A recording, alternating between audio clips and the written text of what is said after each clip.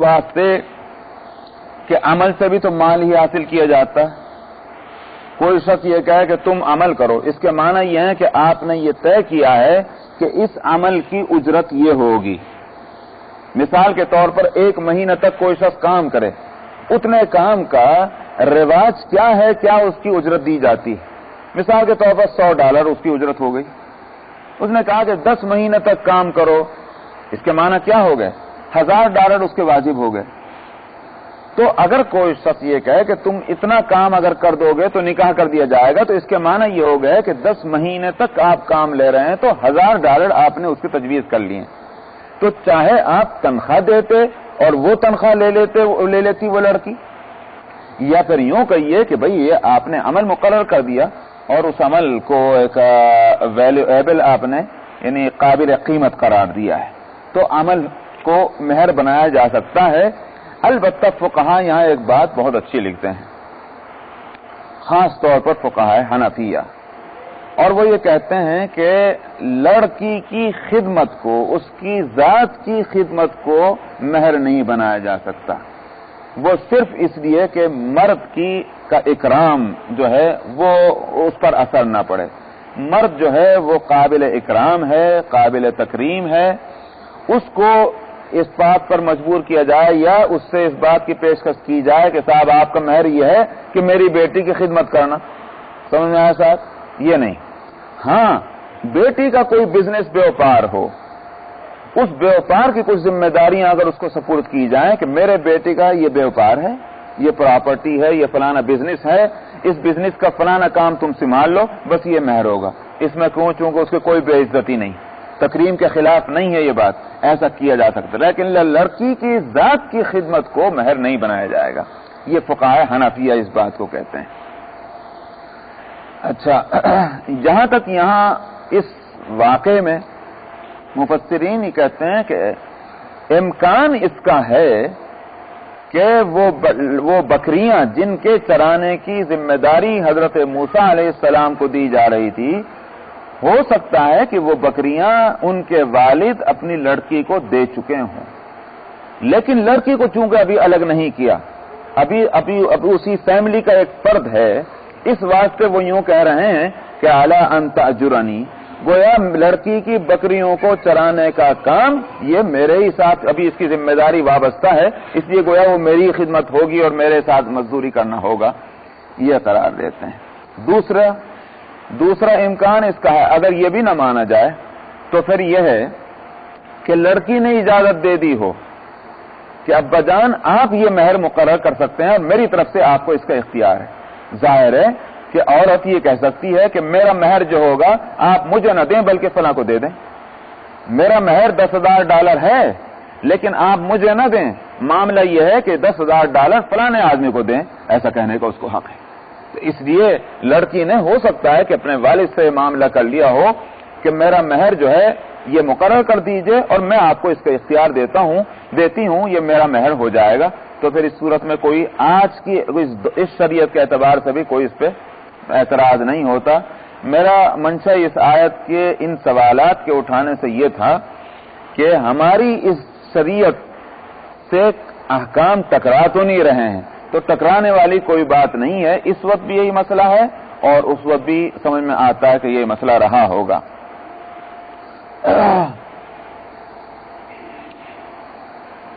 فلما قضى موسى الاجل، اب نکاح ہوا نہیں ہوا اس بحث میں اب قرآن شریف نہیں پڑھتا. کیوں؟ اس لیے کہ گفتگو نکاح کی ہو گئی، موسیٰ علیہ السلام نے اس کو مان لیا.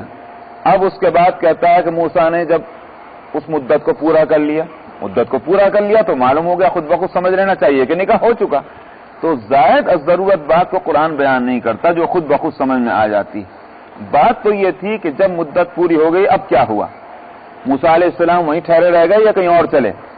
چونکہ آگے کا واقعہ وہ ایک اہم ہے اس لیے اسی کو بیان کرتا ہے قرآن. تو موسیٰ نے جب مدت پوری کر لی، کون سی مدت پوری کی؟ 8 سال یا 10 سال؟ قرآن شریف اس کو بھی نہیں بیان کرتا. البتہ بعض روایتیں حضرات صحابہ رضی اللہ عنہم سے منقول ایسی ہیں کہ جس سے معلوم یہ ہوتا ہے کہ 10 سال کی مدت پوری کی تھی حضرت موسیٰ علیہ السلام نے. اور یہ کہ اس سے معلوم ہوا کہ انبیاء علیہ السلام کا رتبہ چونکہ بلند ہے، اس واسطے وہ ہر معاملے کا جو اوپر کا ایک درجہ ہوتا ہے اسی کو اختیار کر لیتے ہیں. تو انہوں نے 8 سال کا تو باقاعدہ ایگریمنٹ تھا، مزید 2 سال کے لیے انہوں نے کہا تھا کہ تم کرو تو تمہاری طرف سے ایک اضافہ ہوگا. موسیٰ علیہ السلام نے 10 سال ہی پورے کیے وہاں مدین کے اندر اس کام کو کرتے رہے، بکریوں کے چرانے کے کام کو.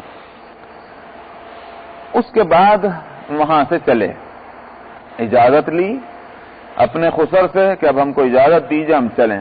کہاں چلے متعین نہیں ہے. مفسرین کہتے ہیں کہ یا تو سیریا کی طرف ان کا سفر ہونے لگا اور یا پھر مصر کی طرف واپس چلنے لگے. بظاہر سمجھ میں یہ آتا ہے کہ مصر واپس جانے کا ارادہ نہیں تھا. یہ بات میں کس لیے کہہ رہا ہوں؟ اس لیے کہ آگے جو بات آ رہی ہے اس سے معلوم ہوتا ہے کہ موسیٰ علیہ السلام کے ذہن میں 10 سال پہلے کی جو صورتحال مصر میں تھی وہ ابھی تک بیٹھی ہوئی ہے، اور وہ سمجھ رہے ہیں کہ مصر کے حالات میرے لیے سازگار نہیں ہیں، کیونکہ وہاں مجھ سے قتل ہو چکا تھا اور میرا وارنٹ وہاں نکلا ہوا تھا. تو اس لیے ایسی صورت میں مصر کی طرف رخ کرنے کا سوال پیدا نہیں ہوتا. سیریا کی طرف جانا یا کسی بھی دوسری طرف جانا سمجھ میں آتا ہے. وسار بأہلہ، اور لے کے چلے اپنے اہل کو. اہل سے مراد صرف بیوی بھی ہو سکتی ہے اور فیملی بھی ہو سکتی ہے. اگر فیملی ہے تو کون کون تھے اس کے اندر؟ بائبل کے اندر تو ایک ان کے ساتھ خادم کا ہونا مذکور ہے کہ ان کے ساتھ ایک خادم بھی تھا موسیٰ علیہ السلام کے ساتھ. ہو سکتا ہے کہ ان کے خسر نے بطور ہدیے کے اپنی طرف سے ایک خادم بھی ان کو دے دیا ہو، ایک غلام دے دیا ہو سکتا ہے. اور مفسرین کہتے ہیں کہ ان کے 2 بچے بھی پیدا ہو چکے تھے. اس دوران 10 سال کا عرصہ وہاں گزرا ہے تو شادی ہو چکی تھی، اس دوران ان کے 2 بچے بھی ہو چکے تھے. تو پھر تو کوئی مسئلہ ہی نہیں ہے. اہل اگر فیملی کے معنی میں ہے تو پوری فیملی، بیوی ہیں اور 2 بچے ہیں، ان کو لے کر چلے ہیں. آنس من جانب طور نارا، تو طور جو ایک پہاڑی ہے اور مدین سے گویا یوں کہیے کہ اوپر شمال کی طرف ہے، تو اس طرف وہ جا رہے تھے تو وہاں ان کو محسوس ہوئی کہ بھئی آگ کہیں جل رہی ہے. معلوم ہوا آگ کی ضرورت ہے. آگ کی ضرورت گرمی میں تو نہیں ہوتی، آدمی کو سردی میں ہوتی ہے. کھلا میدان ہے، پہاڑی علاقہ ہے. معلوم ہوتا ہے کہ سردی ہوئی ہے تو رات کا وقت ہے. سارا کا لفظ ہے اس سے اشارہ ہے کہ رات کا وقت ہے. رات میں چل رہے تھے تو سردی محسوس ہوئی، آگ نظر آئی پہاڑی کے دامن میں. تو حضرت موسیٰ علیہ السلام نے دیکھا آگ کو تو اپنے گھر والوں سے کہا، قال لأہلہم کثوا انی آنست نارا، اپنے گھر والوں سے کہا کہ تم ٹھہرو، مجھے محسوس ہوتا ہے آگ ہے وہاں. محسوس ہونا اس لیے کہا کہ اس کے کچھ دھواں یا کچھ لپٹ یا کچھ روشنی نظر آئی ہوگی تو بھئی وہاں آگ ہے. لعلی آتیکم منہا بخبر او جذوۃ من النار، تو میں جاتا ہوں وہاں. تو 2 میں سے ایک مقصد حاصل ہو جائے گا. یہ تو آگ جل رہی تو کوئی نہ کوئی آگ جلانے والا وہاں ہوگا. آگ جلانے والا وہاں ہوگا تو میں کچھ راستے کے اتے پتے معلوم کراؤں گا، کیونکہ معلوم ہوتا ہے کہ راستہ بھٹک گئے ہیں. جہاں جانا چاہتے ہیں وہ اب راستہ معلوم نہیں کہ مجھ کو کہاں جانا ہے، اور جہاں جانا ہے اس کا راستہ یہ صحیح ہے یا غلط ہے کچھ پتہ نہیں. بے خبر، یا تو میں خبر لے آؤں گا کہ بھئی راستہ کدھر جاتا ہے اور مجھے کدھر جانا ہے. اور اگر کوئی آدمی نہ ملا تو پھر کچھ نہیں تو میں آگ ہی لیتا آؤں گا، آگ کی بھی ہم کو ضرورت ہے. او جذوۃ من النار، جذوہ کہتے ہیں ٹکڑے کو. یہ 3 طرح سے یہ لفظ پڑھا گیا ہے، اس کی قرأت 3 طرح سے ہے، او جذوۃ او جذوۃ او جزوۃ. معنی میں کوئی فرق اس کے نہیں آتا. جو قرأت ہم پڑھتے ہیں اس میں او جذوۃ ہے. او جذوۃ من النار لعلکم تصطلون، یا پھر میں ٹکڑا ایک آگ کر لے آؤں گا تاکہ تم تاپ لو. تصطلون آگ سے تاپنا، سینکنا جس کو کہتے ہیں. فلما اتاها نودی من شاطئ الوادی الایمن فی البقعۃ المبارکہ، پھر جب وہ آیا اس آگ کے پاس، حضرت موسیٰ علیہ السلام آیا تشریف لائے تو ایک آواز آئی. نودی آواز دیے گئے، پکارے گئے. کہاں سے؟ من شاطئ الوادی الایمن، وادی ویلی، شاطئ کنارہ، ایمن داہنا، موسیٰ علیہ السلام جس طرف کو جا رہے ہیں ان کے داہنی طرف کی ویلی سے کنارے سے ایک آواز آئی، فی البقعۃ المبارکہ، مبارک ایک حصہ ہے، برکت والا حصہ ہے، تو اس کو برکت والا اس لیے قرار دیا گیا کہ وہاں برکت والا کام ہونے جا رہا ہے، تو معلوم ہوتا ہے کہ کسی جگہ اگر اچھا کام ہو تو وہ جگہ بھی برکت والی ہو جاتی ہے۔ اسی لیے مسجدوں کا احترام ضروری، کیوں؟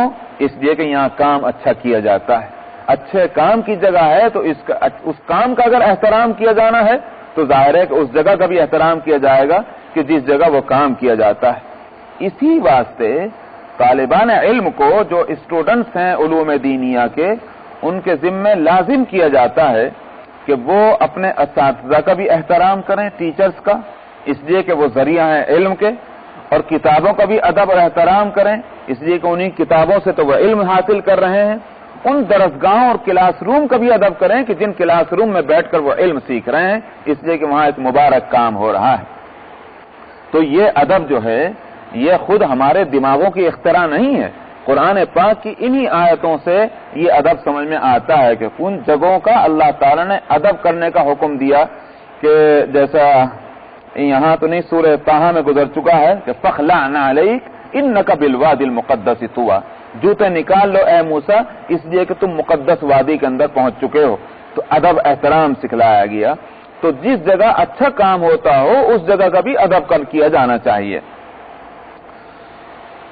من الشجرہ، اس مبارک علاقے، اس مبارک حصے کے ایک درخت سے وہ آواز آئی تھی، ان یا موسیٰ، آواز کیا تھی کہ اے موسیٰ میں ہوں اللہ، میں ہی ہوں اللہ، انی انا اللہ، میں ہی اللہ ہوں جو رب ہے سارے جہانوں کا۔ یہ آواز وہاں سے آئی۔ اس کے بعد وَأَنْ أَلْقِ عَصَاكَ، حضرت موسیٰ علیہ السلام آگ لینے گئے تھے اور سب یہ تماشا دیکھ کر کہ آواز کیسی، اور مفسرین یہ لکھتے ہیں کہ آواز تو آئی مگر پہچانا کیسے موسیٰ علیہ السلام نے کہ جو یہ آواز ہے، تو جو اپنے بارے میں یہ کہہ رہا ہے اس آواز میں کہ میں اللہ ہوں، تو موسیٰ علیہ السلام نے کیسے اس کو بلیو کیا کہ یہ اللہ ہی کی آواز ہے؟ تو وہ اس طرح کے مفسرین کہتے ہیں کہ اور آوازوں سے وہ آواز مختلف تھی۔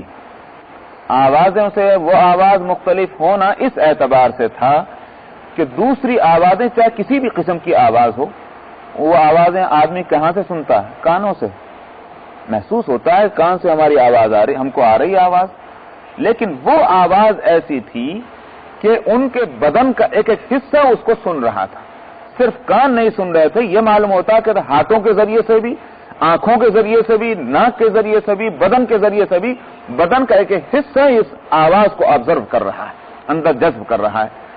یہ جو ایک غیر معمولی کیفیت تھی، تو موسیٰ علیہ السلام نے اس کو دیکھا، دیکھ کر سمجھ لیا کہ یہ کوئی ایسی ویسی آواز نہیں، کوئی غیر معمولی آواز ہے، اس لیے انہوں نے سمجھا کہ یہ اللہ سبحانہ و تعالی ہی کی آواز ہے۔ تو اب یہ کہ جس درخت سے آواز آئی تھی وہی درخت جو ہے وہ چمک رہا تھا جس کو دور سے انہوں نے آگ سمجھا تھا، یہ کیا ہے؟ قرآن شریف اس کو واضح نہیں کرتا، بائبل میں ضرور ہے، بائبل میں یہ ضرور ہے کہ وہی درخت جس کی روشنی ان کو دور سے نظر آئی تھی اور جس کو آگ سمجھ کر اس طرف لپکے تھے، اسی سے وہ آواز آئی، لیکن قرآن اس کو نہیں کھولتا ہے، واللہ عالم۔ وَأَنْ أَلْقِ عَصَاكَ، اور اس کے ساتھ یہ بات بھی فرمائی گئی کہ اپنی لاٹھی کو ڈال دے۔ عام طور پر جنگلوں میں رہنے والے یا بکریوں کو چرانے کا کام کرنے والے اپنے ہاتھ میں لکڑیاں رکھتے ہیں، لاٹھی۔ تو موسیٰ علیہ السلام نے تو 10 سال تک بکریاں چرائی ہیں، 10 سال میں تو عادت ہو گئی ہوگی لکڑی ساتھ رکھنے کی۔ ویسے بھی جو اس طرح کے پیدل سفر کرنے کے جو لوگ عادی ہوتے ہیں وہ بھی اس کے اپنے ہاتھ میں کوئی نہ کوئی لکڑی ضرور رکھتے ہیں۔ تو موسیٰ علیہ السلام کے ہاتھ میں عصا تھی، لکڑی تھی، تو حکم ملا کہ اس کو ڈال دو زمین میں۔ موسیٰ علیہ السلام نے ڈال دیا۔ اب ڈال دیا تو کیا دیکھا؟ فَلَمَّا رَآهَا تَهْتَزُّ، موسیٰ علیہ السلام نے جو اس کو دیکھا وہ تو پھنپھنا رہا ہے. وہ لاٹھی کیا ہے؟ ہاتھ کی لکڑی پھنپھنا رہی ہے. کأنہا جان. اور پھنپھنانا بھی کیسا؟ پھنپھنانے کا بھی بلکہ یوں کہیے اس سے زیادہ بہتر ترجمہ تہتزو کہتے ہیں. کوئی چیز اس طرح سے تیزی سے حرکت کرے جس کو لہرانا کہیں گے. سمجھ میں آیا؟ لہرانا زیادہ اچھا ہے. تو اس کو دیکھا وہ تو لہرانے لگی. کأنہا جان، ایسا جیسا کیڑا. تو کیڑا جو ہوتا ہے باریک سانپ وہ کس طرح سے لہراتا ہے اس طرح سے وہ لکڑی لہرانے لگی. وَلَّا مُدْبِرًا وَلَمْ يُعَقِّبْ. تو موسیٰ علیہ السلام پیٹ پھیر کے بھاگنے لگے اور وَلَمْ يُعَقِّبْ، اور پھر پیچھے مڑ کے دیکھا بھی نہیں خوف کی وجہ سے. موسیٰ علیہ السلام بھاگ کھڑے ہوئے. کبھی یہ کیا آواز آئی، یا موسیٰ اقبل ولا تخف. اے موسیٰ ادھر آؤ، یعنی توجہ کرو ادھر. اقبل کا مطلب رخ اپنا ہماری طرف کرو جدھر سے ہم آواز دے رہے ہیں. اقبل، متوجہ ہو. ولا تخف، اور ڈرو مت. انک من الآمنین، بلا شبہ اس لیے کہ تم جو ہے تمہیں امن رہے گا، تمہیں اطمینان ہوگا، تمہیں کوئی ڈرنے کی ضرورت نہیں، تمہیں کوئی نقصان نہیں پہنچے گا. میں اس وقت جس وقت سورہ طٰہٰ میں یہ واقعہ بیان ہو رہا تھا، میں نے اس وقت بتلایا تھا موسیٰ علیہ السلام جیسے جلیل القدر پیغمبر اور اس واقعے سے ڈر کے بھاگنے لگے، بھول گئے کہ اللہ میاں سے بات ہو رہی تھی. یہ کیا ہوا؟ میں نے اس وقت بتلایا تھا کہ یہ ایک بشری تقاضا ہے جو انسان کی فطرت میں رکھا گیا ہے. اور مجھے آپ میں جتنے لوگ اس وقت رہے ہوں گے یاد ہوگا، میں نے ایک مثال دی تھی انسان کی فطرت کو سمجھنے کے لیے. مثال میں نے دی تھی کہ اگر آپ کسی میوزیم میں جائیں اور آپ خوب سمجھ بوجھ کر کے اندر داخل ہوئے ہیں میوزیم کے اندر کہ یہ میوزیم ہے، اس میں ساری چیزوں کے سیمپل رکھے ہوئے ہیں، حقیقت ان کی کچھ نہیں ہے، مردہ چیزیں ہیں یہاں، جاندار کوئی چیز نہیں. آپ دیکھتے دیکھتے سیر کرتے کرتے ایک ہال میں جو گئے دروازے سے، تو دروازے کے بالکل دائیں طرف شیر وہاں کھڑا ہوا ہے. آپ کی پہلی نظر جو اچانک اس پر پڑی آپ فوراً ڈر جائیں گے. اس کے بعد آپ کا دماغ کام کرے گا، یہ تو مردہ ہے، میں میوزیم میں کھڑا ہوں. آپ فوراً پھر اس کے قریب کو جائیں گے، ہاتھ بھی لگائیں گے، لیکن ایک دم جو دروازے میں گھسے آپ سمجھ گئے یہ کیا ہوا. ظاہر ہے کہ یہ وہی فطرت ہے انسان کی. انسانی فطرت یہ ہے کہ خوف کی چیزوں سے اس کو خوف ہوتا ہے. وہ الگ بات ہے کہ بعد میں اس کی عقل جب کام کرے تو پتہ چلے کہ اس سے ڈرنے کی چیز ہی نہیں تھی. موسیٰ علیہ السلام پر وہی بشری تقاضا فطری جو تھا وہ اس کا اثر یہ نمایاں ہوا. اور انبیاء علیہ السلام بلند درجہ ہونے کے باوجود بشری تقاضوں سے ان کو بلند و بالا نہیں کیا گیا. کیوں؟ اگر یہ تقاضے ان کی طبیعتوں میں نہ رکھے جاتے تو پھر انسان کو پیغمبر بنانے کی کوئی حقیقت نہ ہوتی، پھر کوئی فائدہ ہی نہیں تھا. پھر تو فرشتوں کو بنا لیا جاتا پیغمبر. فرشتے کو پیغمبر نہ بنایا جانا، حالانکہ مشرکین مکہ نے یہی مطالبہ کیا تھا کہ اللہ میاں نے فرشتے کو کیوں پیغمبر نہ بنا کر بھیجا. ہماری جیسے ایک انسان کو کہ ما لہذا الرسول یاکل الطعام ویمشی فی الاسواق، نہیں یہ بھی کوئی پیغمبر ہے کہ بازاروں میں چلتا پھرتا ہے ہماری طرح کھاتا پیتا ہے. یہ بات سمجھ میں نہیں آ رہی تھی ان کی. لیکن اللہ تعالیٰ نے فرمایا تھا کہ تم بڑے بے وقوف ہو. اگر ہم فرشتے کو پیغمبر بنا کر بھیج دیتے تو وہ فائدہ نہ ہوتا جو پیغمبر بنانے کا فائدہ ہمارے پیش نظر. کیوں؟ زیادہ سے زیادہ فرشتہ پیغمبر ہوتا تو وہ ایک کام کر سکتا تھا، اللہ کے کلام کے معنی اور مطلب تم کو سمجھا دیتا. لیکن عمل کیسے ہو، پریکٹیکل جو ہے اس پر کس طرح سے آپ اس کو اپنائیں وہ نہ کر سکتا. اس لیے کہ وہ انسانوں کے لیے جو قانون ہے تو انسان ہی عملاً اس کو کر کے بتلائے تو ہم کو سمجھ میں آئے گا. جس کی مثال میں دیا کرتا ہوں کہ بھئی روزے فرض کیے گئے. اب کہا جاتا کہ روزہ رکھو، ٹھیک ہے، فرشتہ آتا تو یوں ہی کہہ دیتا کہ بھئی فلاں وقت سے فلاں وقت تک مت کھاؤ. جی کلوا واشربوا حتی یتبین لکم الخیط الابیض من الخیط الاسود من الفجر.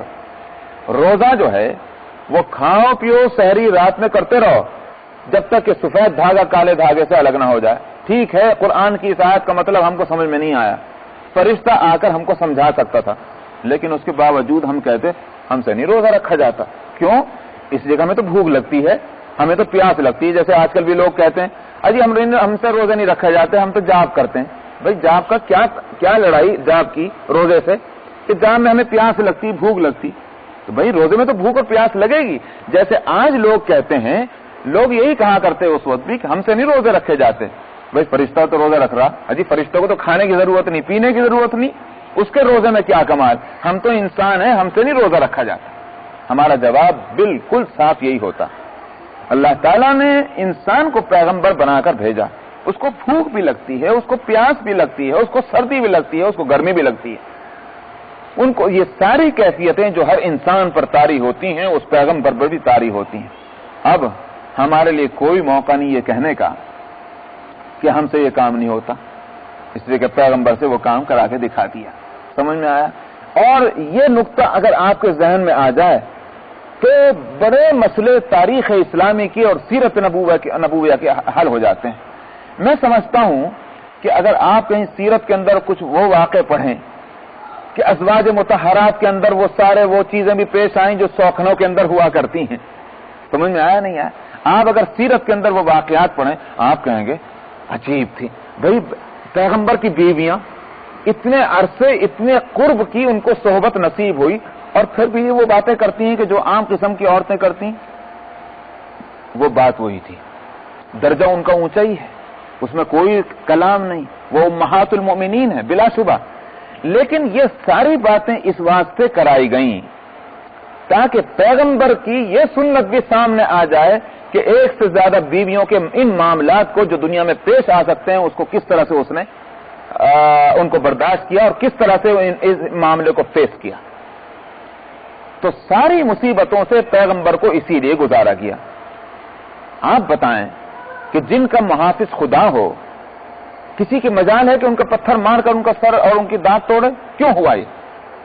صرف اسی لیے تاکہ یہ سنت بھی قائم ہو جائے کہ راہ خدا میں محنت کرنے سے تکلیفیں پیش آتی ہیں. تکلیفیں پیش آتی ہیں تو تم بھی چلو, اس لیے کہ پیغمبر نے چلا. اگر کل کو تمہارے پتھر لگ جائے, کہنے لگا بس آئندہ سے سلام, ہم سے نہیں دین کا کام ہوتا, ہم سے تبلیغ کا کام نہیں ہوتا, اس میں تو پتھر کھانے کو ملا. اگر تمہارے پتھر لگے گا تو تم کو فوراً یاد آئے گا کہ پیغمبر کے بھی پتھر لگا تھا. تم اگر دین کا کام کے اندر بھوک اور پیاس کی تکلیف تم کو آئے, تمہیں یہ کہنے کا حق نہیں کہ ہم کس طرح کر لیں کام. دیکھو ہم کو تو کئی وقت کے فاقے ہو گئے. پیغمبر کو کئی وقت کے فاقے دین کے کام کی وجہ سے کرنے پڑے تھے.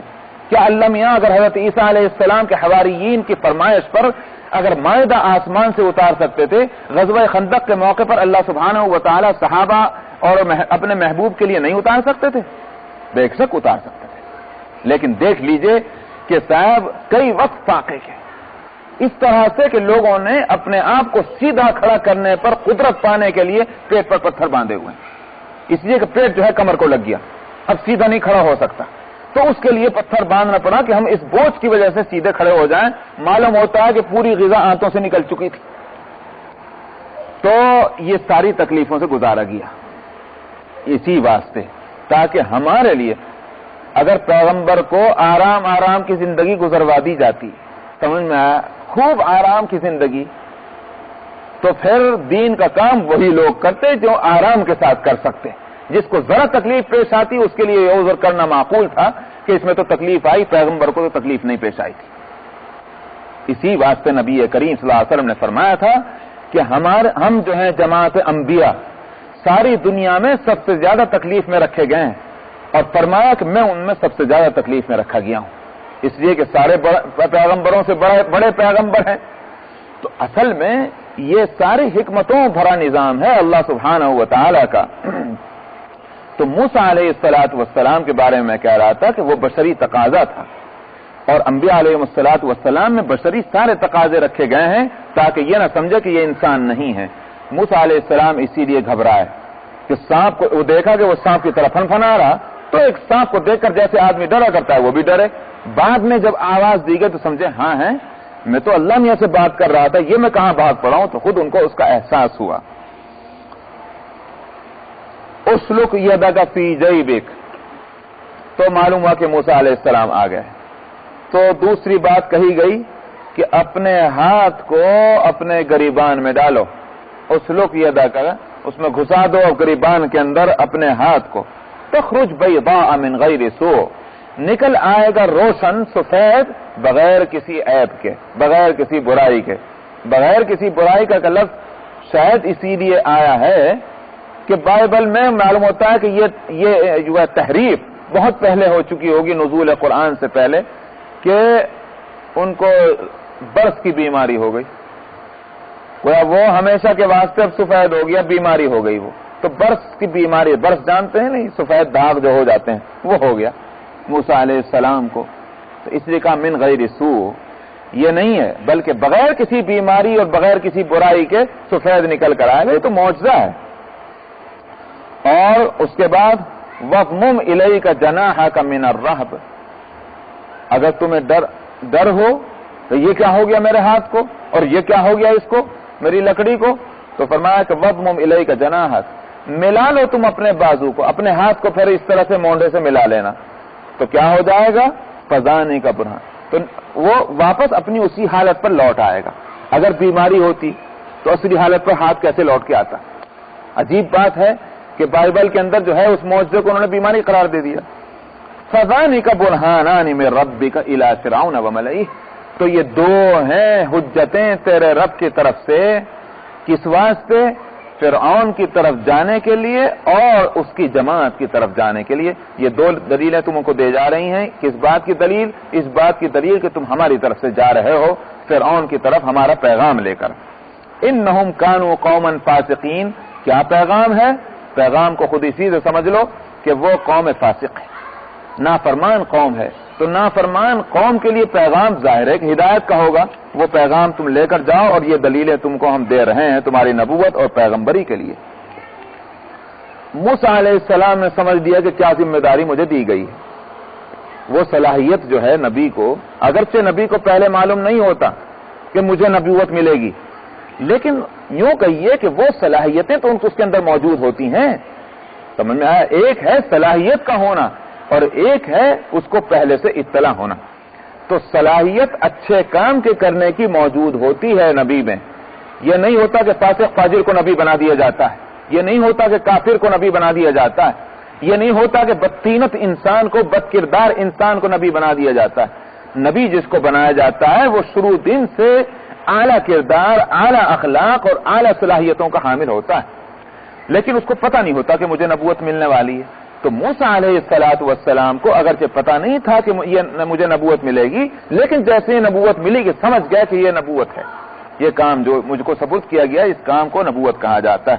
تو اب موسیٰ علیہ السلام کیا مجال کے اس میں کوئی انکار کر سکتے تھے؟ سمجھ میں آیا؟ ہما شما کسی کو اللہ کی طرف سے کوئی نعمت ملے کون انکار کرے گا؟ سجائے کہ موسیٰ علیہ السلام جن میں وہ پوری صلاحیتیں موجود ہیں، تو انہوں نے نبوت کے واسطے اپنے کو تیار بھی کر لیا اور ساتھ میں یہ بھی سمجھ لیا کہ یہ جان جوکھوں میں ڈالنے والا کام ہے۔ سمجھ میں آیا؟ یہ خالہ کے گھر جانے والی بات نہیں ہے، خالہ اماں کے گھر جانے والی، بلکہ جان جوکھوں میں ڈالنے والا کام ہے، اور اس کے لیے ظاہر ہے کہ تیار ہونا ہی پڑے گا۔ لیکن اس راستے کی جو مشکلات ہیں اس میں جو مدد مانگنے کی ہے وہ ابھی مانگ لو ان سے مدد، اس لیے کہ اس وقت تو موقع ہے۔ جو دلیلیں دے رہے ہیں میرے کام کی مدد کے تعلق سے، میرے کام کی جو مشکلات ہیں اہم، ان مشکلات میں بھی تو مدد انہی سے مانگنی ہے۔ تو اس لیے انہوں نے عرض کیا قال رب انی قتلت منهم نفسا فاخاف ان يقتلون، کہا اس نے موسیٰ نے پروردگار میں نے ایک آدمی کو قتل کر دیا تھا ان میں سے اور مجھے ڈر ہے کہ وہ مجھے قتل کر دیں گے۔ تو قتل کا ڈر نہیں ہے، قتل سے نہیں گھبرا رہے، گھبرائے اس سے رہیں کہ میری بات تو سنیں گے نہیں، میرا پیغام پہنچ بھی نہیں پائے گا، اس سے پہلے مجھے قتل کر ڈالیں گے۔ تو جو کام آپ نے مجھے سپرد کیا ہے اس کے تعلق سے یہ کوئی ایسا انتظام تو ہو کہ قبل اس کے کہ مجھے قتل کرے میں ان تک اپنا یہ پیغام تو پہنچاؤں، ایسا کوئی انتظام ہونا چاہیے۔ ایک بات تو یہ ہوئی۔ دوسری بات کیا ہے؟ دوسری بات یہ ہے کہ ایک ہے کام کرنا اور ایک ہے بات کرنا۔ تو کام تو ہر ایک کر سکتا ہے، لیکن بات کرنا جس کو کہتے ہیں اس کے لیے ضروری یہ ہے کہ زبان اس کی صاف ستھری ہونی چاہیے، ذرا اچھی چلنے والی زبان ہونی چاہیے تاکہ دوسرا آدمی اس کے بات کو خیر و خوبی کے ساتھ اچھی طرح سمجھ سکے، یہ ایک ضروری ہے۔ کیونکہ اس میں بات کرنی پڑے گی، پیغام پہنچانے میں بات کرنا ہوگا، ہو سکتا ہے کہ بحث کی نوبت آ جائے، ہو سکتا ہے کہ لمبی چوڑی تقریر کرنی پڑ جائے، میری زبان میں ایک عذر ہے کہ میں بے تکلف اور بے تکان گفتگو نہیں کر سکتا، میں لمبی چوڑی تقریر نہیں کر سکتا. تو میرا بھائی ہارون جو ہے، جو ترجمہ کیا ہے حضرت شیخ الہند نے، ان کی زبان اچھی چلتی ہے، مطلب زیادہ فصیح کا مطلب. اور حضرت تھانوی نے ترجمہ کیا، ان کی میرے بھائی ہارون کی زبان زیادہ رواں ہے. تو رواں زبان یہ وہ حاصل وہی ہے، تیز چلنے والی، مطلب اس میں کوئی رکاوٹ نہیں ہے، بے تکلف اور بے تکان بات کر لیتے ہیں. واخی ہارون، اور میرا بھائی ہارون وہ زیادہ رواں ہے مجھ سے زبان کے اعتبار سے، مجھ سے زیادہ بہتر بولتا ہے وہ. فارسلہ معی رد ان یصدقنی، ان کو بھیج دیجئے میرے ساتھ مددگار بنا کر. رد کہتے ہیں جو چیز، دیکھیے آپ نے بستر کی چادر ہوتی ہے نا، بستر کی چادر کے جو پلے لٹکا دیے جاتے ہیں، اس لٹکانے کو بھی رد کہتے ہیں. اسی طرح جو چادر آپ اوڑھتے ہیں، کیوں اوڑھتے ہیں؟ سردی سے بچنے کے واسطے، اس کو بھی ردا کہتے ہیں. وہ مدد پہنچاتی ہے سردی سے بچنے میں. رد ان کے معنی ہے معاون اور مددگار.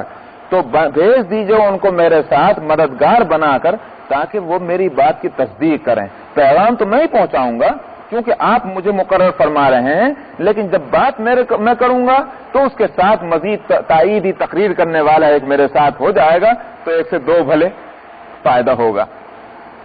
انی اخاف ان یکذبون، کیونکہ مجھے ڈر ہے کہ وہ مجھے جھٹلائیں گے، اور جب جھٹلائیں گے تو بحث کھڑی ہوگی تو مجھ سے اتنا نہیں بولا جائے گا. یہ دو باتیں ہیں جو میں عرض کرنا چاہتا ہوں، اس میں میری مدد ہونی چاہیے. اللہ تعالیٰ نے دونوں باتوں کو قبول منظور فرمایا. قال سنشد عضدک باخیک، ہم باندھیں گے، مضبوط کریں گے تیرا بازو تیرے بھائی کے ذریعے سے. بازو مضبوط کرنا محاورہ ہے، سمجھ میں آیا؟ اور شاید یہ بازو مضبوط کرنے والی بات وہ اسی لیے چلی ہوگی. ہمارے ہاں ہندوستان میں یاد ہوگا پرانی بوڑھیوں میں ہمارے بالکل بچپن تک رہا، ارے بھائی کہیں سفر میں جا رہے، بڑی مہم پہ جا رہے، امام ضامن بنوا لو. وہ جہاں وہ بندھا کرتا تھا وہ ہاتھ کے بازو کے اوپر، وہ شاید وہ بھی وہی ہوگا سنشد عضدک، کہ اللہ کے نام پر جو ہے وہ ان کا بازو پر ایک تعویذ باندھ دیا تو بازو بن گیا اور ان کو مدد ہوگی. تو بہرحال محاورہ ہے سنشد عضدک، کہ ہم ان قریب مضبوط کر دیں گے تیرے بازو کو تیرے بھائی کے ذریعے سے، بھی مددگار بنا دیں گے ان کو. وَنَجْعَلُ لَكُمَا سُلْطَانًا فَلَا يَصِلُونَ، یہ تو دوسری بات کا جواب ہو گیا جو انہوں نے بھائی کے بارے میں سوال کیا تھا. فرمایا کہ ہم ان قریب ان کو بنا دیتے ہیں تمہارا مددگار. رہ گئی پہلی بات کہ میں نے جو قتل کیا تھا وہ مجھے قتل کرنے کے درپے ہیں، اس کا کیا ہوا؟ فرمایا کہ وَنَجْعَلُ لَكُمَا سُلْطَانًا، ہم تمہارے لیے ایک حجت بنا دیتے ہیں، اور اس حجت کے نتیجے میں کیا ہوگا؟ فَلَا يَصِلُونَ إِلَيْكُمَا، تمہارے پاس نہیں آ سکیں گے. وہ کس لیے نہیں آ سکیں گے؟ تمہیں قتل کرنے کے لیے. تمہیں قتل کرنے کے لیے، نہ صرف تمہیں بلکہ تمہارے بھائی کو بھی. کیوں؟ اس واسطے کہ اصل مجرم تو تم ہی ہو ان کی نظر میں، مگر مجرم کا معاون بھی تو مجرم ہو جاتا ہے. بھائی چور کا بھائی گرا کٹ. تو جب آپ کے بھائی وہ ٹھہرے اور آپ کے مددگار بن کے جائیں گے تو ظاہر بات ہے کہ جو آپ کو پیش آئے گا وہ ان کو بھی پیش آنا ہوگا. اس لیے لکما فرمایا، فنجعل لکما، تمہارے لیے ہم ایک حجت بنا دیں گے، فلا یصلون الیکما، کہ وہ تمہارے پاس کو بھی نہ آ سکیں گے تمہیں نقصان پہنچانے کے لیے. بآیاتنا، یعنی اذهبوا بآیاتنا، اذهبوا کا لفظ نہیں لائے، مانا ہماری آیتیں لے کر چلو. آیتیں کیا؟ یعنی وہ جو ہم نے دلیلیں دی ہیں، دو معجزے دیے ہیں، ان کو لے کر اب تم جاؤ. انتما، تم دونوں کے دونوں بھی، ومن اتبعکم الغالبون، اور تمہاری جو بھی پیروی کرے گا، جو فالو کرے گا، غالب وہی ہوں گے. بے فکر ہو اور جاؤ اپنا کام اب کرو جا کر کے. غلبہ ہونے کی بشارت دے دی گئی حضرت موسیٰ علیہ السلام کو. فَلَمَّا جَاءَهُم مُوسَىٰ بِآيَاتِنَا بَيِّنَاتٍ قَالُوا، پھر جب آئے موسیٰ ان لوگوں کے پاس، یعنی فرعون اور اس کی جماعت کے پاس، ہماری آیتیں لے کر، یعنی وہی دو معجزے لے کر، اور وہ دو معجزے بھی بڑے واضح تھے، کھلے ہوئے. بات واضح ہونا اس معنی کر کہ ان معجزوں کو دیکھنے کے بعد سمجھنے والے کو سمجھنا چاہیے تھا کہ یہ معجزہ ہے، اس کے معجزہ ہونے میں کوئی شک اور شبہ نہیں ہو سکتا تھا. قالوا ما هذا الا سحر مفترن، مگر ظالموں نے ان دو معجزوں کو دیکھنے پر بھی کیا کہا کہ یہ تو گھڑا ہوا جادو ہے. ما ھذا الا سحر مفترن، مفترن گھڑا ہوا، بالکل گھڑ لیا گیا ہے ایک جادو. وما سمعنا بھذا فی آبائنا الاولین، یہ جو تم یہ بات کہہ رہے ہو کہ اللہ ایک ہے اور میں اس کا پیغمبر ہوں، ہم نے تو کبھی یہ بات اپنے خاندانوں میں کہیں سنی ہی نہیں کہ اللہ میاں کی طرف سے کوئی پیغمبر آتا ہے. یہ ہوتا ہے، معلوم ہوتا ہے کہ معجزے کا انکار بھی غلط، اور یہ کہنا کہ ہم نے ہرگز نہیں سنا کہ اللہ کا کوئی پیغمبر آتا ہے یہ بھی غلط. اس لیے کہ زیادہ عرصہ نہیں گزرا، خود ان کی قوم جاتی ہے کہ حضرت یوسف علیہ السلام مصر کے اندر نبی تھے، زیادہ عرصہ نہیں گزرا تو وہ جانتے تھے، لیکن خود جھوٹ بول رہے ہیں اور معجزے کا انکار کر رہے ہیں کہ صاحب یہ جادو ہے. وقال موسیٰ ربی اعلم بمن جاء بالہدی من عنده، موسیٰ نے کہا کہ میرا رب زیادہ جانتا ہے اس شخص کے تعلق سے جو ہدایت لے کر آیا اس کے پاس سے. ومن تکون لہ عاقبۃ الدار، اور اس بات کو بھی جانتا ہے کہ کس کا انجام ہوگا دنیا میں یا آخرت میں. الدار سے مراد کیا ہے؟ عاقبہ کہتے ہیں انجام کو، انجام سے مراد اچھا انجام. لیکن الدار سے مراد کیا ہے؟ مفسرین اس میں مختلف ہیں. بعض کہتے ہیں صحابہ کے حوالے سے، بعض کہتے ہیں کہ الدار سے مراد دار دنیا ہے، اور بعض کہتے ہیں الدار سے مراد دار آخرت ہے. تو دنیا اگر مراد ہے تو مطلب یہ ہے کہ پتہ چل جائے گا جیت کس کی ہے، اور آخرت مراد ہے تو بھئی آخرت کی کامیابی اور وہاں کی نجات مراد ہوگی. تو اللہ ہی جانتا ہے کہ بھئی کس کو انجام کار کامیابی ملنی ہے. انہ لا یفلح الظالمون، اس لیے کہ ظالم کبھی بھی کامیاب نہیں ہوتے. تو مطلب یہ ہے کہ اب تم خود سمجھ لو، تم حق پر ہو یا باطل پر ہو. اگر تم باطل پر ہو تو ظالم ہو تو کبھی کامیاب نہیں ہوگے. جب تم ظالم تو اس کا مطلب یہ ہے کہ میں حق پر ہوں، اس لیے کہ تمہارے مقابلے میں میں بات وہ کہہ رہا ہوں جس کا تم انکار کر رہے. وقال فرعون یا ایھا الملأ، یہاں چونکہ قرآن شریف میں یہ واقعہ متعدد جگہ آ چکا ہے. قرآن پاک کی عادت یہ ہے کہ جس جگہ اس واقعے کا جو حصہ اس موقع کے مناسب زیادہ اہم ہے اس کو وہاں تفصیل سے بیان کر دیتا ہے، باقی اجمال. یہ خاص قرآن شریف کا طریقہ ہے. تو اس لیے کسی اور جگہ یہاں جو حصہ یہاں مختصر ہے وہاں تفصیل سے، کہ چنانچہ موسیٰ علیہ السلام نے ان کو دعوت دی اور تقریر کی، اللہ کی یکتائی کو بتلایا اور اس کی قدرت کو بتلایا، سب کچھ بتلایا. تو فرعون نے اس کو نہیں مانا، یہاں اس کا اجمال بیان کر دیا. تو فرعون نے موسیٰ علیہ السلام کے جو دلائل سنے، معجزے پہلے دیکھ لیے، دلائل اب سننا ہے اللہ کے ایک ہونے کے اور ان کے نبی ہونے کے، تو اس نے کہا کہ دلیل سے تو اب میں ان سے مقابلہ کر نہیں سکتا.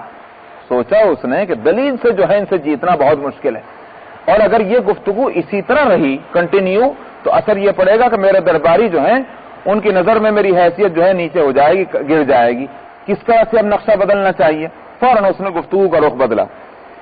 فرعون نے کہا اے جماعت، اے قوم، میں نہیں جانتا کہ میرے سوا کوئی اور معبود ہے. تم لوگ ہمیشہ مجھے معبود کہتے آئے ہو، مجھے خداوند کہتے ہو، میں نہیں سمجھتا کوئی اور خدا ہو سکتا ہے. یہ کہاں کی بک بک کر رہے ہیں؟ وہ یہ اس نے بالکل ادھر سے رخ پلٹ دیا بحث کو ختم کرنے کے لیے. اور اس کے بعد اس نے کہا فَأَوْقِدْ لِي يَا هَامَانُ عَلَى الطِّينِ، تو اے حامان وزیر تھا فرعون کا، وزیر با تدبیر. حامان میرے لیے تو اینٹیں پکوا، مٹی کی اینٹیں تیار کرا. اوقد کہتے ہیں آگ دہکانے کو، آگ میں کسی چیز کے پکانے کو. الطین مٹی کا ایک پزاوا لگا. پزاوا جانتے ہیں؟ پزاوا جانتے ہیں حضرت؟ نہیں جانتے؟ ہاں، پزاوا کہتے ہیں جس میں اینٹیں بنا کر رکھی جاتی ہیں اور اس میں آگ لگائی جاتی ہے، وہ اینٹیں تیار ہوتی ہیں. ہندوستان سے آگے بھول گئے جلدی سے اینٹیں بنانا، دیکھا نہیں وہاں. بھٹا الگ ہوتا ہے، بھٹا تو ایسا ہوتا ہے، پزاوا الگ ہوتا ہے. پزاوے کا دستور پرانا ہے بنسبت بھٹے کے اور بھٹی کے. بھٹے کے اوپر تو چمنیاں لگی ہوئی ہوتی ہیں جس سے وہ دھواں اوپر نکل جاتا ہے، اور وہ بالکل اس کے ٹیکنیک دوسری ہے. اور پزاوا جو ہوتا ہے وہ دوسری طرح سے بنتا تھا. تو اس میں ایک ٹیلا سا بن گیا اور اس میں اینٹیں رکھی ہوئی ہیں، اور اوپر وہ ترتیب سے بیچ میں، اور اوپر جو ہے وہ تمام انہوں نے ایندھن لگا دیتے ہیں، کوڑا کچرا دنیا بھر کی گاربیج، اور اس میں وہ آگ لگا دیتے ہیں. تو وہ پزاوا کہلاتا. اور دونوں کی اینٹوں میں بھی بڑا فرق ہوتا ہے. پداوے کی اینٹیں اور بھٹے کی اینٹیں دیکھ کر آپ الگ الگ پہچان سکتے ہیں کہ پداوے کی یا بھٹے کی. تو بہرحال پداوا ہو یا بھٹا ہو، تو میرے لیے اینٹیں بناؤ، پکاؤ تم. فاجعل لی سرحن، اور میرے لیے ایک برج تیار کرو، ایک قلعہ بناؤ، برج. سرحن لالی اطلع الی الہ موسیٰ، مجھے امید ہے کہ میں ذرا پتہ لگا لوں موسیٰ کے خدا کہاں کو ہے. تو اونچا سا ظاہر ہے کہ اس سے مراد کیا، بہت اونچا بنایا جائے. وَإِنِّي لَأَظُنُّهُ مِنَ الْكَاذِبِينَ، اور میرا تو خیال یہ کہ یہ جھوٹا ہے. موسیٰ علیہ السلام کے بارے میں کہہ رہا کہ میرا گمان یہ کہ یہ جھوٹوں میں سے، اس لیے کہیں کوئی خدا نہیں، خدا تو میں ہی ہوں. تو خدائی کا دعویٰ چونکہ اس نے کیا ہوا تھا. لکھتے ہیں بعض لوگ واللہ عالم کے فرعون کی عمر 400 سال کی ہوئی ہے اور کبھی اسے چھینک بھی نہیں آئی، کبھی بیمار نہیں پڑا. تو اس نے کہا بس میں ہی خدا ہوں، تو وہ خدا بن گیا. تو اس نے کہا کہ کوئی خدا نہیں سوائے میرے، یہ جھوٹ بولتا ہے، مجھے تو ایسا خیال ہے. تو پھر بھی میں حجت پوری کرنے کے واسطے میرے واسطے تم ایک برج بناؤ، لمبا چوڑا اونچا سا، اور میں اس پہ چڑھ کر دیکھ کے آؤں گا کہاں ہے اس کا خدا. بتائیے کس قدر بے وقوفی کی بات ہے. وَاسْتَكْبَرَ هُوَ وَجُنُودُهُ فِي الْأَرْضِ بِغَيْرِ الْحَقِّ، اس نے تکبر کیا، اس نے بھی اور اس کے لشکر نے بھی زمین کے اندر ناحق. ظاہر ہے کہ یہ تکبر ہے، اللہ کے مقابلے میں اس طرح کی بات کہنا، اور تکبر ہی وہ چیز ہے کہ جو اللہ کو ناپسند ہے. شیطان کے بارے میں بھی یہی آیا، اس نے تکبر کیا تھا. جب حکم ملا کہ تو سجدہ کر، اس نے کہا کہ انا خیر من، میں تو بہتر ہوں، میں افضل ہوں، اعلیٰ ہوں، میں کہاں کو سجدہ کروں گا. تکبر ہوا. اللہ کے مقابلے میں تکبر جو ہے وہ اللہ کو ناپسند ہے.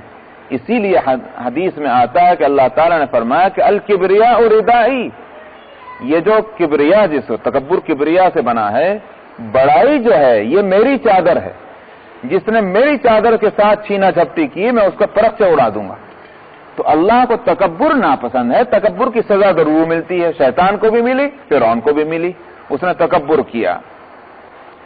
اب وہ برج بنا کہ نہیں بنا، قرآن اس کو نہیں بتلاتا. بعض لوگ کہتے ہیں کہ بعض مفسرین بیان کرتے ہیں کہ وہ برج بنایا گیا تھا، اور غالباً کعب احبار رضی اللہ عنہ کے حوالے سے ہے کہ وہ اتنا اونچا بنایا گیا تھا کہ دور دور تک اس کے برابر کی کوئی عمارت تھی ہی نہیں اس زمانے کے اندر. اس زمانے میں سب سے اونچی عمارت ہی وہ بنائی گئی تھی. اور پھر جب بنائی گئی ہوگی تو فرعون اس پر گیا بھی ہوگا، تو فرعون اس پر چڑھا بھی، اور پتہ نہیں اس کا سورس کیا ہے. بعض یہاں تک لکھتے ہیں کہ وہ اوپر چڑھنے کے بعد اس نے ایک تیر بھی چھوڑا تھا آسمان کی طرف کو کہ اگر ہے اللہ تو اس کو میں ختم کر کے آ جاؤں. بہرحال واللہ عالم، کوئی ضروری نہیں کہ وہ باتیں صحیح بھی ہوں.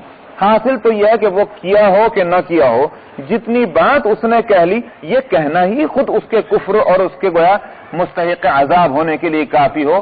اگر برج نہ بھی بنا ہو، برج پہ اگر نہ بھی چڑھ سکا ہو، یہ باتیں خود جو ہے یہ کافرانہ ہیں. تو فرمایا کہ اس نے تکبر کیا اور اس کے لشکر نے بھی زمین کے اندر ناحق. وَظَنُّوا أَنَّهُمْ إِلَيْنَا لَا يُرْجَعُونَ، اور ان کو یہ خیال ہوا کہ وہ ہماری طرف لوٹ کے نہیں آئیں گے، وہ ہماری طرف آنے والے نہیں، یہی سمجھ کر ساری باتیں کر رہے تھے. فَأَخَذْنَاهُ وَجُنُودَهُ، سو کیا ہوا، زیادہ دن نہیں گزرے، ہم نے اس کو بھی جا دبوچا اور اس کے لشکر کو بھی پکڑا. فَنَبَذْنَاهُمْ فِي الْيَمِّ، ان کو جا دھکیلا ان کو سمندر کے اندر. یہ ہم نے اس کا کیا. کیا ہوا، اتنا بڑا بول بولا اس نے اللہ کے مقابلے میں. فَانظُرْ كَيْفَ كَانَ عَاقِبَةُ الظَّالِمِينَ، دیکھیے تو صحیح کیا انجام ہوا ظالموں کا. کس کو سنایا جا رہا ہے؟ نبی کریم صلی اللہ علیہ وسلم کے مقابلے پہ جو لوگ ہیں. یہ سارا قصہ دراصل انہی کو سنانا ہے کہ آج تم اس پیغمبر کے مقابلے میں ہو، تاریخ کیا بتاتی ہے. تم وہ یاد کیجئے جو میں نے شروع میں کہا تھا کہ ان کو بتانا یہ ہے کہ تم اتنے زور آور نہیں ہو جتنے فرعون تھے. فرعون جو ہے اس کی زور آوری کا عالم یہ کہ اپنے کو خدائی سمجھ بیٹھا، اپنی زور آوری میں اتنا اندھا ہو گیا تھا وہ. تو تم اتنے اے مشرکین مکہ، تم اتنے تو زور آور نہیں، لیکن اگر اس کی نہ چلی ہمارے نبی کے سامنے اور ہماری قدرت کے سامنے، تم کب تک خیر مناؤ گے. تو اس لیے اصل بات یہ ہے کہ ہر ایک کو ہم سے سابقہ پڑھنا ہے، ہر ایک کو ہماری طرف لوٹ کر آنا ہے. اس وقت کی فکر کرنی چاہیے. تم اس وقت سے بے فکر ہو کر جو منہ میں آ رہا ہے وہ کہہ رہے ہو، اس کا انجام کبھی بھی ٹھیک نہیں ہوگا. وَجَعَلْنَاهُمْ أَئِمَّةً يَدْعُونَ إِلَى النَّارِ، اور فرمایا ہم نے انہیں پیشوا بنا دیا جہنم کی طرف دعوت دینے والوں کا۔ وہ بڑے کافر ہو گئے، ہاں بس